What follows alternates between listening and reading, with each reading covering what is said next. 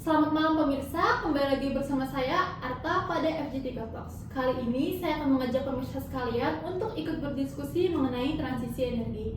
Nah, saat ini FG3 Talks telah mendatangkan 4 narasumber dari 4 negara yang berbeda untuk siap memberikan insight-insight baru kepada pemirsa sekalian. Nah, sebelum itu, mari kita perkenalkan masing-masing narasumber kita.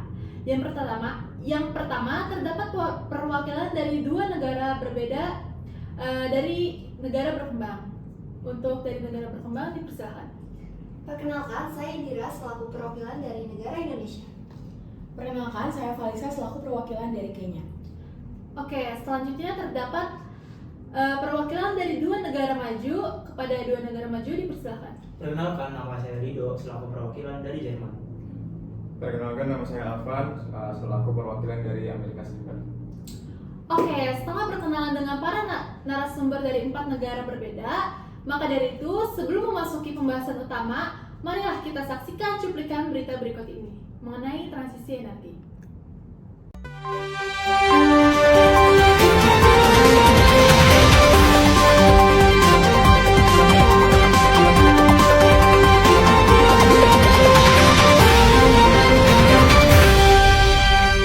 Bagaimana Anda melihat perbedaan pendekatan transisi energi antara negara berkembang dan negara maju?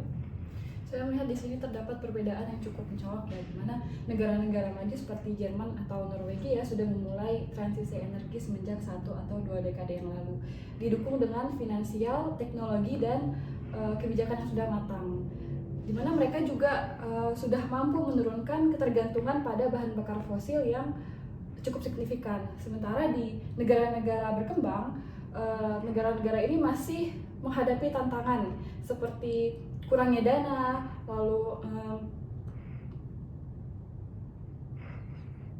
keterbatasan teknologi dan ketergantungan pada bahan bakar fosil yang murah. Nah, seperti di Indonesia tuh sekitar 60% pembangkit listriknya masih bergantung pada bahan bakar fosil, batu bara, meskipun pemerintah sudah mencanangkan target net zero emission pada tahun 2060 mendatang. Lalu, apakah ini berarti negara berkembang tertinggal dalam transisi energi? Tertinggal dalam hal ini bukan berarti tidak bergerak sama sekali ya, tetapi memang prosesnya berbeda. Negara berkembang mengalami dilema karena mereka ingin mendorong pertumbuhan ekonomi dan ingin meningkatkan akses energi, tetapi di sisi lain juga mereka dituntut untuk ikut mengurangi emisi karbon. Hal ini pastinya berbeda dengan negara maju karena mereka sudah mencapai stabilitas ekonomi dan infrastruktur energi. Indonesia sedang mengupayakan energi terbarukan seperti panas bumi dan PLTS, namun adopsinya belum secepat negara Denmark yang sudah mendapatkan 50% energi listriknya dari energi angin dan surya. Sebagai pengamat ekonomi, bagaimana pandangan Anda terkait transisi energi dunia dari sisi ekonomi? Ya, saya melihat transisi energi global ini bukan hanya keniscayaan lingkungan, tapi juga kebutuhan ekonomi strategis jangka panjang, di mana transisi energi ini perpaduan antara urgensi lingkungan dan peluang ekonomi. Jika dijalankan dengan tepat melalui kebijakan fiskal yang terarah, investasi yang berkelanjutan, maupun kemitraan internasional, transisi ini tuh bisa menjadi katalis untuk mempercepat pertumbuhan ekonomi baru, ketahanan energi, maupun keadilan sosial. Namun, untuk mempercepat transisi energi ini juga butuh faktor-faktor pendukung seperti kebijakan jangka panjang yang konsisten, inovasi pembiayaan hijau, dan komitmen global lintas sektor dan negara. Baik, selanjutnya gimana implikasi ekonomi dari transisi energi tersebut untuk negara berkembang dan negara maju? Ya, transisi energi global ini kan memang sangat penting ya untuk keberlanjutan lingkungan, tapi juga berdampak signifikan ke perekonomian. Karena ini menimbulkan tantangan dan peluang ekonomi untuk negara berkembang dan negara maju. Negara berkembang, contohnya Indonesia, pastinya membutuhkan investasi yang signifikan, contohnya untuk mencapai net zero emission, dan juga butuh 1 triliun US dollar dalam mendukung transisi energi ini. Kemudian di negara maju juga menghadapi tantangan seperti menjaga daya saing industri dan stabilitas sosial selama masa transisi ini. Oleh karena itu, kembali lagi butuh ada kebijakan yang inklusif dan kolaboratif dalam untuk memastikan bahwasanya transisi energi itu ya berjalan dengan adil dan berkelanjutan untuk semua pihak. Nah, setelah menyaksikan cuplikan video mengenai pandangan dari pengamat lingkungan dan pengamat ekonomi tadi, marilah kita dengarkan tanggapan dari keempat narasumber kita ini mengenai keadaan transisi di negara mereka masing-masing. Kita mulai dari negara berkembang terlebih dahulu ya. Oke, untuk Indonesia nih, gimana keadaan transisi energi di sana? Kalau bicara soal transisi energi di Indonesia, kondisinya masih penuh tantangan. Meskipun pemerintah ini menargetkan net zero emission pada tahun 2060, tetapi pada praktiknya Indonesia ini masih belum sepenuhnya siap. Indonesia masih bergantung terhadap energi fosil, terutama batu bara, yang menyumbang sekitar 60% dari pembangkit listrik nasional. Lalu, apa yang buat Indonesia belum siap? Banyak faktor. Yang pertama, ketergantungan ekonomi pada sektor energi fosil masih sangat tinggi, terutama batu bara yang menjadi sumber pendapatan dan lapangan pekerjaan di berbagai daerah. Yang kedua, akses pendanaan ini sangat terbatas untuk energi terbarukan. Padahal menurut data AIFA, Indonesia ini membutuhkan sekitar 1 triliun dolar Amerika untuk mencapai transisi ini di tahun 2060. Yang terakhir, teknologi dan infrastruktur belum merata, terutama di luar Jawa. Wah, perbedaannya cukup jauh ya dibandingkan dengan negara maju tadi. Kalau boleh tahu, apa yang sedang dilakukan Indonesia untuk mengejar ketertinggalan ini? Betul, perbedaannya cukup jauh. Negara-negara maju itu sudah lebih siap karena mereka sudah melewati masa keemasan industri berbasis energi fosil. Mereka dulu produsen besar kendaraan dan mesin berbahan bakar fosil, dan sekarang tinggal masuk ke fase transisi karena sudah punya modal, teknologi, dan finansial yang kuat. Sedangkan negara berkembang seperti Indonesia baru saja masuk ke tahap industrialisasi, tapi udah dituntut buat beralih. Jadi sekarang Indonesia mulai menggandeng kerjasama internasional seperti program Just Energy Transition Partnership yang membawa komitmen pendanaan sebesar 20 miliar dolar Amerika dari negara-negara G7. Sangat menarik ya. Kalau di Kenya sendiri gimana kondisinya, Bu Falisa? Jadi di Kenya sendiri memang kapasitas terpasang energi panas buminya yang sebesar 988 MW masih kalah dengan sejumlah negara di dunia seperti Amerika Serikat, Filipina, dan bahkan Indonesia. Namun jika dilihat dari persentase bauran energi ketenaga listrikan, Kenya ini dapat dikatakan unggul dibandingkan dengan negara lain. Oke, menarik sekali ya Bu. Lalu apa yang menjadi faktor utama yang membuat Kenya unggul nih dalam presentasi bauran energi ketenaga listrikannya? Karena lebih dari 40% listrik di Kenya berasal dari panas bumi. Nah, hal ini tuh tidak bisa lepas dari pengaruh krisis minyak bumi pada tahun 1970-an, di mana saat itu Kenya mulai serius untuk mencari alternatif yang lebih stabil dan juga murah. Maka dari itu, Kenya memilih panas bumi sebagai alternatif yang paling tepat. Nah, panas bumi atau geothermal ini adalah energi terbarukan yang berasal dari panas di dalam perut bumi. Energi ini bisa digunakan secara terus-menerus secara setiap hari karena tidak bergantung dengan cuaca. Makanya panas bumi ini disebut sebagai pemikul beban dasar atau baseload. Artinya dia ini bisa menyediakan listrik secara stabil sepanjang waktu.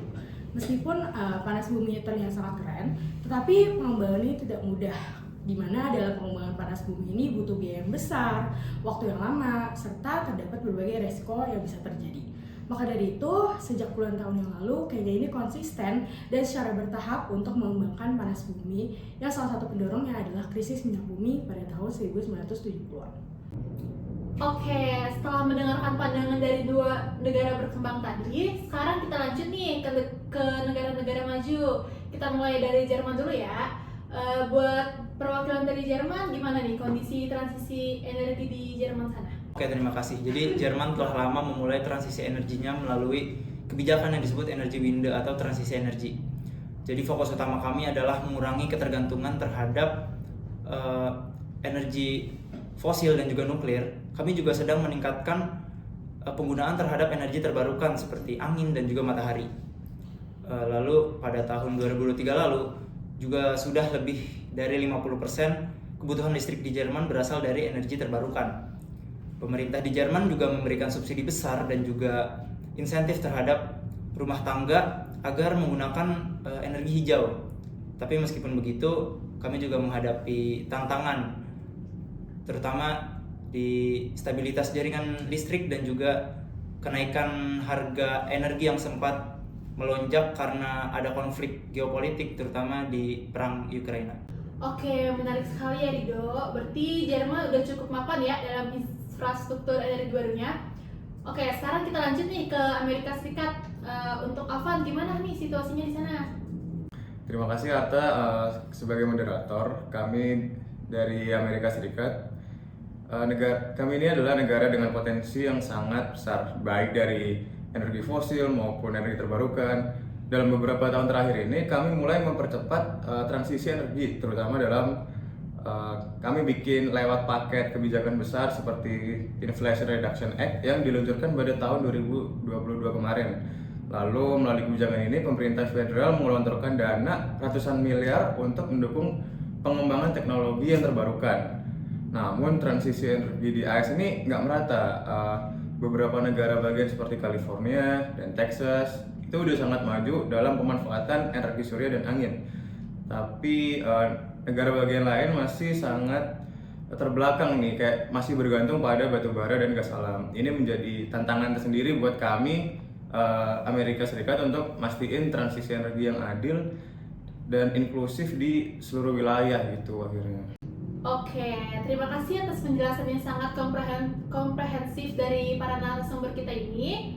Kalau boleh saya simpulkan sedikit, tampaknya transisi energi memang tidak bisa disamaratakan ya. Dari negara maju, dari negara berkembang memiliki konteks yang sangat berbeda nih kalau yang kita lihat tadi. Baik dari sisi sumber dayanya, teknologinya, maupun kesiapan ekonomi. Nah, sebelum kita tutup sesi talk show ini, saya ingin bertanya satu pertanyaan nih kepada seluruh narasumber deh. Menurut para narasumber kita ini, apa sih satu langkah paling krusial yang harus dilakukan sekarang agar transisi energi kita ini bisa berjalan adil gitu dan efektif secara global? Kita mulai dari perwakilan Indonesia dulu kali ya. Silahkan Indi. Menurut saya, langkah yang paling krusial adalah mempererat kolaborasi antara negara maju dan juga negara berkembang, terutama dalam hal teknologi dan juga pendanaan. Karena negara berkembang tidak bisa bergerak sendiri, melainkan butuh dukungan yang konkret dari negara maju untuk bisa lepas dari ketergantungan energi fosil.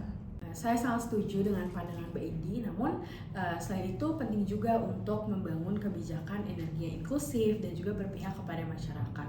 Di KS sendiri, pendekatan partisipatif antara pemerintah, masyarakat, dan juga swasta sangat penting agar proyek-proyek energi tidak hanya efisien, tapi juga berlandaskan pada keadilan sosial. Saya rasa komitmen jangka panjang adalah kunci. Transisi energi bukan proyek 5 tahun, tapi dekade. Pemerintah harus konsisten apapun partai yang berkuasa agar investasi dan inovasi bisa terus berlanjut. Inovasi teknologi adalah pusat dari semua perubahan ini. Kita perlu mendukung riset dan pengembangan, serta menciptakan ekosistem yang memungkinkan teknologi baru bisa diakses secara global, bukan hanya di negara yang kaya saja seperti Amerika ini. Wah, luar biasa sekali ya pemaparan dari pandangan keempat narasumber kita nih. Oke, kita tutup aja ya talk show kita kali ini. Terima kasih atas partisipasinya di talk show FG3. Semoga diskusi kita hari ini membuka wawasan dan mendorong semangat kolaborasi dalam mewujudkan transisi energi yang adil dan berkelanjutan. Oke, sampai jumpa di FG3 Talks. Selamat malam dan tetap semangat menjaga bumi kita.